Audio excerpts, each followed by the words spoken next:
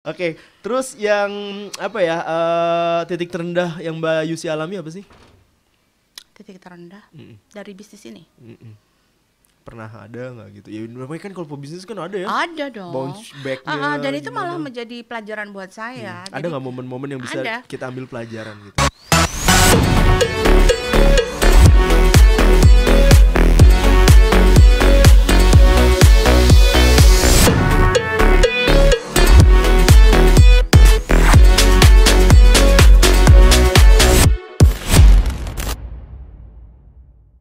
Teman Pro 2 Indra Julianta sekarang lagi akan ngobrol dengan pembuat kue, tapi bukan sembarang pembuat kue. Tukang kue malah. Tukang kue. Jangan pembuat kue, Dia nggak mau kue. dibilang businesswoman, dia nggak bilang entrepreneur gitu kan. No. Ih, sederhana banget ya. Tukang kue, tapi tukang kue bukan sembarang tukang kue nih ya teman Pro 2. Mbak Yusi, halo. Halo, apa kabar ya? Baik. Seneng banget bisa ngobrol sama Mbak Yusi akhirnya. Seneng banget. Setelah cuma bisa nyicipin produk-produknya dan mikir nih siapa sih orang dibalik ini semua. Ya. Oke, Mbak Yusi, ini kan udah bikin kue gitu kan, maksudnya udah punya bisnis yang established lah gitu. Udah berapa lama sih sebenarnya bikin kue? Sebenarnya kalau di logo Yusi Akmal tuh kita bilang dari 1992 kan. Oh, ada tulisannya. Iya, itu sebenarnya saya menghitung sejak kapan saya terjun ke dapur. Oh, yaitu sejak SMA. SMA. Jadi kalau sekarang musim ghost kitchen yang di Instagram itu, sorry ya, saya udah dari dulu bikin itu. Tanpa Instagram. Jadi saya bikin kue itu waktu SMA kelas 2 dan sudah mulai menawarkan pada teman-teman yang ulang tahun, sini gua aja yang bikinin kuenya. Itu makanya saya bilang 1992. Terus saya suka bawa kue ke sekolah, saya tawarin pada guru saya jualan. Jadi sebenarnya Yusi Akmal tuh bukan entrepreneur, dia tuh tukang kue. Jadi emang jualan kue banget gitu loh. Oke. Dan akhirnya gimana tuh? Dari mulai hobi ya kan? Hobi dulu kan pastinya kan? Hobi. Sampai akhirnya ya udah deh mutusin bisnis deh. Sebenarnya gini juga, saya tidak memutuskan ya. Sebenarnya enggak juga memutuskan, saya jalanin aja. Saya jalanin aja jadi jualan kue di sekolah itu. Oh, jualannya di sekolah dulu. Di sekolah, pergi sekolah bawa kue, jual ke teman-teman. Kalau ada yang ulang tahun saya tawarin. Ya gitu. Sejarah Yusi Akmal tuh gitu ya. Terus dengan guru-guru saya tawarin gitu kan. Ya Ghost Kitchen, kalau sekarang Ghost Kitchen internet keren. Kalau waktu itu orang jualan kue diremehkan. Ih, nggak punya duit ya bapaknya ya. Gitu kan. Tapi saya jualan karena saya senang bikin kue gitu kan. Seiring berjalannya waktu ayah saya meninggal dan kebutuhan keluarga itu terlihat memang sudah sangat butuh bantuan, sehingga akhirnya saya jualan kue untuk menghidupi keluarga. Mama saya jadi serius ibu rumah tangga. Nah, seiring berjalannya waktu terus akhirnya banyak gitu. Nah, setelah banyak saya punya anak buah lumayan, saya mulai ini nggak bisa karena saya merasa bahwa amanah dari anak-anak saya ya yang bekerja dengan saya baru mempelajari bisnisnya, how to run the business. Gitu. Jadi dari hobi terus BU butuh duit, butuh uang, sudah itu baru learn how to run the business. Oke. Nah, itu tuh prosesnya berarti berapa lama tuh, Mbak Yusi? Saya kan 1992. Saya di rumah aja tuh. Iya. Di rumah aja. Sampai akhirnya jadi toko pertama. Aduh, toko pertama tuh 2010 toko kecil di depan rumah, kan. Nah, tapi selama saya di rumah itu, 18 tahun ya berarti ya. Ya, tetapi selama saya di rumah itu, omset saya sudah 100 juta. Wow. Iya, bukan apa-apa gitu. Maksudnya sebulan tuh omset saya sudah 100 juta sebagai mahasiswa tuh sudah karyawan saya sudah 20-an. Itu. Karena saya ngisi hotel-hotel di Lampung. Nah, terus ya kayak Ghost Kitchen gitu, pesanan dari teman-teman ibu saya. Pesanan ya persis seperti Ghost Kitchen sekarang ini gitu. Udah segitu omset waktu di rumah saya diem-diem aja, baru saya buka toko kecil di Gerasi. Mulai dari Gerasi dari Gerasi. Terus nggak ternyata ketika buka toko itu rame banget dan saya dimarahin orang karena tokonya kekecilan. Terus saya akhirnya ambil toko di Sudirman. Belum Sudirman yang sebesar sekarang ini, toko kecil lagi. Dimarahin orang lagi. Kecilan lagi. Saya ambil toko di pojok, kena marah lagi. Karena apa diomelin itu? Kekecilan. Diomelin orang rame. Customer gitu. Terus di Sudirman saya diomelin orang lagi, orang daerah Kedaton. Buka dong di sana ini nih. Oke, saya buka di sana. Gitulah terus gitu. Jadi sebenarnya saya tuh bukan entrepreneur. Ya itu berarti otodidak banget ya. Ya, tapi saya belajar akhirnya how to run the businessnya. Jadi nggak jalan melayang-layang aja, enggak. Ya tapi nggak mungkin sampai sekarang kalau iya, cuma iya. dibuat melayang-melayang doang kan. Oke, kalau misalnya di toko tuh masih ada nggak sih kue-kue yang buatan Mbak Yusi asli gitu? Oh udah udah regenerasi. Semua sudah dalam bentuk premix, ada SOP, ada IKA dan anak-anak yang mengerjakan. Oke. Jadi sistemnya udah jalan lah ya. Sistem sudah jalan. Oke. Jadi Mbak Yusi apa liburan aja nih kerjaan? Enggak dong, saya terus belajar. Oh gitu. Baik pelajar tentang produknya, yang sekarang juga kursus tentang produknya juga sudah beberapa saya delegasikan dengan tim R&D. Nah, saya belajar bagaimana ya tadi bisnisnya, how to run the bisnisnya. Oke. Jadi running bisnisnya Ya. aja fokusnya sekarang ya. Fokusnya konsep, terus jadi konsep bisnisnya, bagaimana saya mengembangkan bisnisnya, begitu sih. Oke. Nah, kalau misalnya Developing people, Iya, developing team, developing people. berarti kan Mbak Yusi kan udah beda tangan nih gitu Iya. kan. Mbak Yusi percaya nggak sih ada mitos beda tangan beda rasa itu? Sebenarnya bukan beda tangan beda rasa. Ya, kalau kita logikakan, itu kan sebenarnya ibu-ibu kita dulu yang bilang Betul. beda tangan beda rasa. Yang membuat beda tangan beda rasa itu awalnya adalah beda teknik. Oke. Jadi teknik dirubah.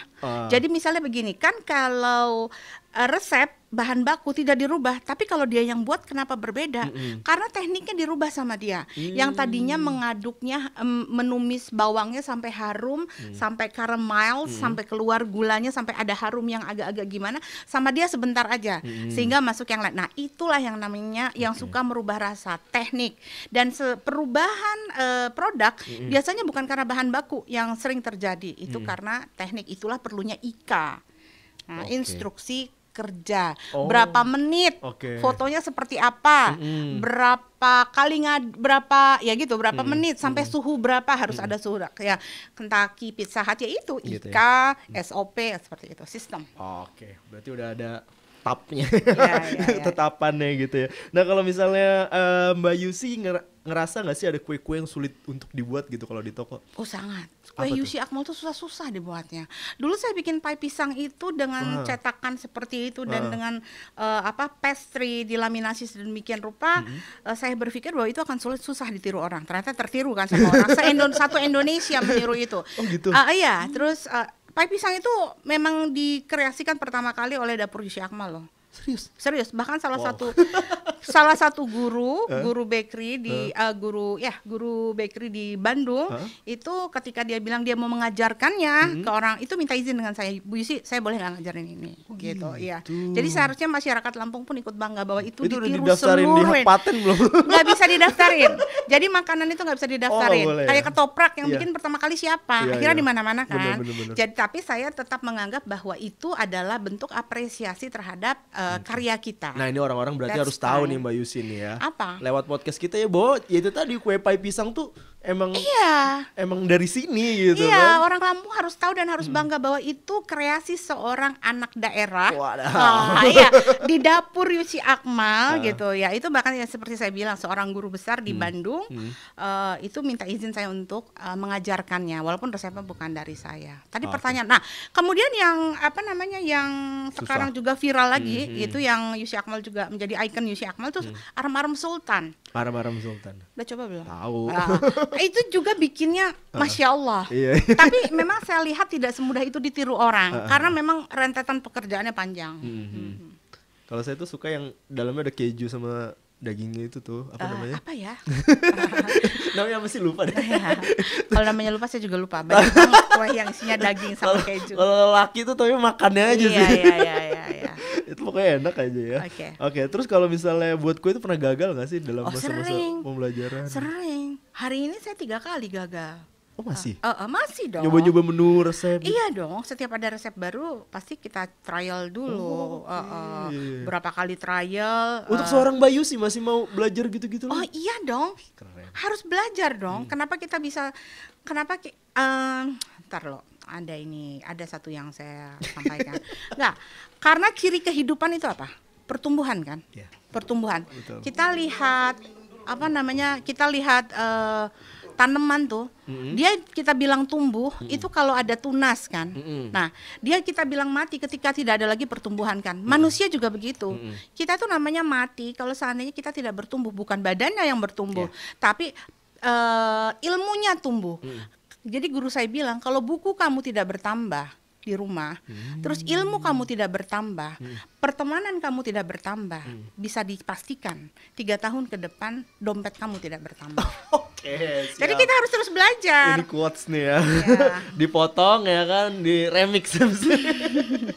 Oke, terus yang apa ya, titik terendah yang Mbak Yusi alami apa sih? Titik terendah dari bisnis ini. Pernah ada nggak gitu? Ya namanya kan kalau pebisnis kan ada ya. Ada dong. Bounce back-nya. Dan itu gimana? malah menjadi pelajaran buat saya. Ada nggak momen-momen yang bisa ada. kita ambil pelajaran gitu Mbak Yusi? Ya itu tadi ya, ketika saya bilang kita harus tumbuh dan bergerak. Seorang pengusaha tuh nggak boleh ada dalam zona nyaman. Kalau dia merasa ada zona nyaman, berarti sebenarnya dia ada dalam zona bahaya. Dulu ketika saya bilang bahwa omset saya di rumah waktu itu sudah 100 juta sebulan, itu saya udah nyaman, ya kan? Tiba-tiba decline. Kenapa? Karena sudah banyak toko-toko kue berhidupan. Nah dari itu titik terendah saya, langsung saya berjuang gimana saya harus buka toko gitu. Itu sih. Oke. Berarti emang kalau nggak ada inovasi ya. Nggak bisa. Bertumbuh, harus bertumbuh. Belajar dan terus tumbuh. Jangan nyaman dengan keadaan yang sekarang. Kalau favorit Mbak Yusi sendiri apa tuh? Kue. Iya. Saya Yang seneng bikinnya, seneng makannya gitu ada nggak? Saya paling senang dengan lemper. Dan kalau yang roti-rotian saya suka croissant. Saya lebih suka roti Eropa daripada roti Asia. Kalau roti Asia itu seperti roti Taiwan dan roti Jepang itu dia lembut, manis, Roti harum. cane India gitu Oh itu enggak. Suka ya? Saya lebih suka roti Eropa yang sourdough. Berongga gitu. Iya, dan keras gitu. Keras. Tapi Katanya gurih. susah ya bikin croissant? Iya, itu advance. Jadi kalau dalam pelajar, ya enggak. Padahal kelihatannya kayak ya udah kayak dicetak gitu dong. Dicetak masuk oven gitu. Enggak. Itu croissant itu kan prosesnya lapisan dough. Dough itu bahan apa sih dough itu bahasa Indonesianya ya. Dough itu adonan dilaminasi dengan butter. Apalagi suhu kita di Indonesia ini kan bukan suhu di luar sana ya. Jadi memang itu tingkatnya advance untuk mempelajari croissant itu. Oke. Itu Tapi ya di sini favoritnya. tapi di sini sudah banyak sih juga yang bikin. Saya lemper sama croissant suka. Pernah beli kue di toko lain gitu gak sih? Iya dong, kita nggak bisa bilang kue kita paling enak loh. Oh iya. Nggak bisa bilang, enakan kue kita tuh paling enggak. Saya ke kota-kota lain, kemanapun saya tetap cicip kue. Yang jadi tujuan utama saya menyicip-nyicip. Sampai kadang-kadang tuh satu meja tuh penuh dengan kue, dengan roti gitu. Kan harus melatih lidah. Alasannya padahal memang doyan makan. Jajan terus ya. Sampai suami saya tuh, aduh kamu makannya banyak banget. Ya kalau internet sekarang kan banyak resep ya beredar segala macam gitu. Tapi ya orang yang bisa bikin kue itu tetap masih bisa dihitung gitu. Itu kenapa sih? Enggak, sekarang tuh banyak sekali yang banyak bisa bikin kue. Jadi dengan mudahnya informasi yang didapat ini ada efek baik dan efek buruknya. Efek baiknya memang kita jadi mudah untuk mendapatkan informasi ya. Jadi gampang mau tahu resep-resep. Buat pembisnis kita akan jadi banyak kompetitor. Tapi nggak apa-apa, that's fine. Jadi sebenarnya makanya saya bilang sekarang itu ilmu tuh murah. Buka YouTube, buka Google. Sekarang ada apa tuh yang namanya GPT Chat ya? AI.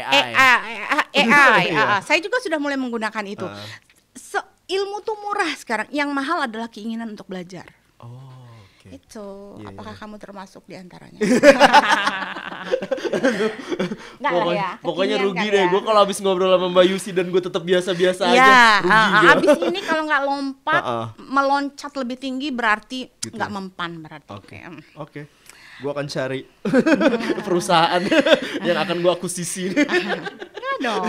Ayo, udah 31 tahun berarti bikin kue ya Mbak ya? Iya deh, 31 tahun jadi tukang kue. Jadi tukang kue. Ada rencana-rencana ke depan gitu, proyek-proyek pendek atau proyek jangka panjang atau impian seorang Mbak Yusi itu apa sih? Oh enggak, sekarang saya sedang mau level up lagi. Seperti saya bilang kita harus tumbuh kan. Saya kepingin Yusi Akmal yang tadinya UMKM, sebenarnya perusahaan kita namanya Akmal Maju Jaya Mandiri UMKM. Saya pengen level up menjadi sebuah corporate. Ya, jadi sebuah perusahaan. Waduh. Ngeri banget. Perusahaan yang punya di sini dia, di sini ada gitu. Oke. Terus Mbak Yusi keliling dunia tuh. Traveling kerjaan. Kalau sekarang udah. Oh, udah ya. Name it, which country? Oh, gitu. Iya. No, Gitu no, ya? enggak lah, enggak ini. Ya Ya. enggak, maksudnya emang kan itu kan ya. Maksudnya kebebasan finansial ketika lu udah apa ya? Maksudnya Enggak, punya bukan bisnis bukan yang kita gitu. bukan soal buat saya ya, bukan soal kebebasan finansial. Buat saya pergi itu belajar. Oh, bukan buat jalan-jalan Itu ngil-ngiling having gitu. fun, saya bukan. Oke. Saya bukan traveler, saya nggak suka traveling. Saya suka di rumah. Saya dari orang yang sangat rumahan, tapi saya pergi itu untuk belajar, untuk melihat dunia. Berarti riset juga. Ya, ya. Artinya begini, kadang-kadang ketika kita ada di tempat kita, di mana kita sudah melakukan sesuatu dan diapresiasi oleh orang sekitar kita dengan pujian, dengan tepuk tangan, gitu kan. Wah, keren. Itu bisa membuat kita merasa nyaman, Oh, iya. membuat kita merasa hebat. Padahal kita lupa bahwa dunia ini besar. Betul. Dan kita harus tetap menjadi orang yang humble. Kita akan menjadi orang yang congkak ketika langit kita lihat kita udah di sini, Oke. nggak jauh dari langit. Makanya kita harus pergi dan melihat langit yang lebih tinggi lagi. Wow. Dan menyadari bahwa we are nothing. Kita bukan apa-apa, nggak ada apa-apa. Tempat makan yang paling enak yang kita ngasal aja pasti enak di mana, Mbak Yus? Ya, dunia apa Indonesia? Dunia dong. Dunia. Ya terserah. Oh, kalau saya sih, Kalau ternyata itu ada di Indonesia sebut oh aja. di Indonesia yang makan ngasal. Oh, Surabaya kalau Indonesia. Makan di mana aja enak perasaan saya. Tempe gorengnya aja enak. Kalau dunia, ya namanya kita Muslim ya. Ya. Jadi saya kalau merasa aman ya saya ke ini. Ya pasti daerah-daerah Muslim lah. Kemarin terakhir saya ke Jordan dan Mesir dan itu luar biasa. Apa aja yang dimakan enak semua. Ya karena saya Muslim ya. Padahal sebenarnya saya suka Chinese food, tapi kan kalau saya keluar negeri takut ya. Oh, oke. Itu sih. Kayak Turki tuh kelihatannya makanan enak, tapi banyak orang yang kok hambar ya, maksudnya semuanya sama gitu rasanya. Kebetulan saya kalau Turki itu dia terlalu spicy ya, jadi saya kurang nyaman. Oke. Tapi kalau Mesir dan Jordan saya pas, Pas ya. Racikannya oke. Kalau nggak terlalu nyeng gitu loh. Kalau itu Oke. saya kayak kalau Turki itu saya agak-agak kayak makan menyan. Oke, Mbak Yus, pesan-pesan nih buat teman Pro 2 dan semua orang yang lagi nontonin kita, terutama anak-anak muda ya, yang pengen punya ya itu tadi hobi dan akhirnya jadi bisnis, apa yang mau disampaikan, Mbak Yus? Apa ya? Terus bertumbuh dan jadikan kebermanfaatan kita sebagai seorang manusia untuk orang banyak itu tujuan utama. Oke. Jadi itu jadikan itu motivasi kita, bermanfaat buat orang banyak. Karena ketika tujuan kita uang, ya, ketika tujuan kita uang, kita bisa menjadi seseorang yang zalim, Oke. yang ya pokoknya uang apa aja dilakukan. Gitu. Tapi Benar. kalau kita bermanfaat buat orang, kita akan menata diri kita bahwa kita terus ada di jalan kebenaran. Dan uang tuh datang sendiri gitu biasanya. Kalau kita berprestasi dan melakukan kebaikan, percayalah mereka akan setia mengikuti kita. Oke, ini udah dibuktiin sama Mbak Yusi nih. Amin, insya Allah. Saya pun masih belajar. Iya ya. Oke, Mbak Yusi, thank you banget ya, obrolannya you. menarik Terima banget kasih, ya kan. Semoga ya. yang nonton juga benar-benar dapat insight ya kan. Amin. Dan akhirnya juga bisa memulai itu kayak Mbak Yusi juga. Amin. Di 31 tahun yang lalu. Iya ya. Dan saya bukan berasal dari anak orang kaya. Jadi saya kadang-kadang oke. ketika orang memulai bisnis, saya punya modal, nggak punya. Privilege. No. You just have to start one step by step gitu. Jadi jangan menunggu mau langkah besar, saya harus punya uang, saya harus gini. Enggak, melangkah aja. Oke. Action. Itu teman Pro 2 ya. Abis ini awas ya kalau nggak bikin apa-apa. Ampun. Ya udah, pokoknya kita nanti akan update lagi perkembangan apa yang inovasi-inovasi yang Mbak Yusi lakukan ya. Baik, Jangan terima kapok kasih. untuk diundang di sini. Ya. Dan yang pasti teman Pro 2 tetap dengerin terus dan juga pantau konten-konten terbaru kita di Pro 2 RRI Bandar Lampung. Tiada hari tanpa karya. Oke. Ya. Oke, tiada hari tanpa karya tuh keren loh. Saya foto dong. Iya boleh. Foto sama yang